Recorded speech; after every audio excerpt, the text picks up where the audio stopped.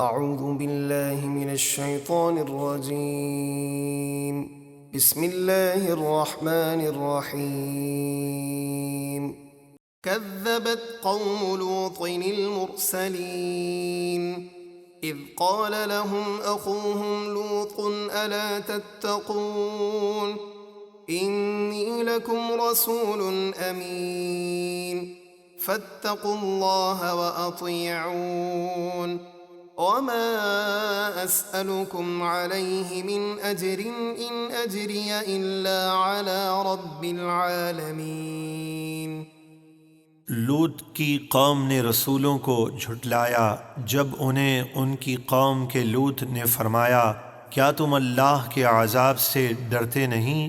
بے شک میں تمہارے لیے اللہ کی طرف سے ایک امانت دار رسول ہوں، تو تم اللہ سے ڈرو اور میری اطاعت کرو، اور میں تم سے اس تبلیغ دین پر کوئی اجرت نہیں مانگتا، میرا اجر تو اسی کے ذمے ہے جو سارے جہانوں کا پالنے والا ہے۔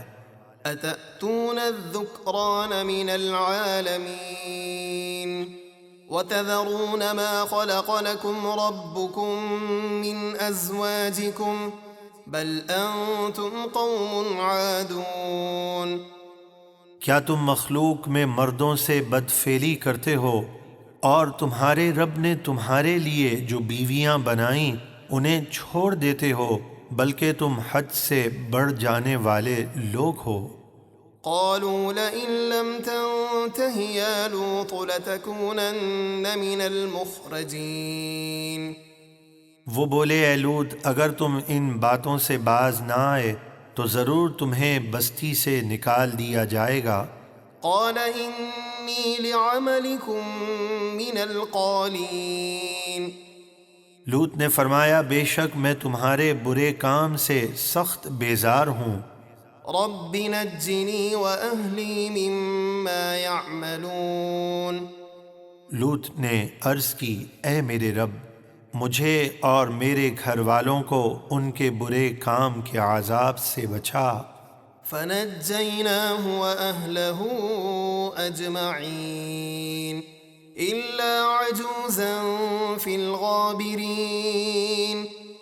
تو ہم نے لوط اور ان کے سب گھر والوں کو بچا لیا سوائے ایک بڑھیا کے جو لوط کی منافقہ بیوی تھی، وہ پیچھے عذاب میں گرفتار ہونے والوں میں رہ گئی۔ ثم دمرنا الآخرين وأمطرنا عليهم مطرا فساء مطر المنذرين۔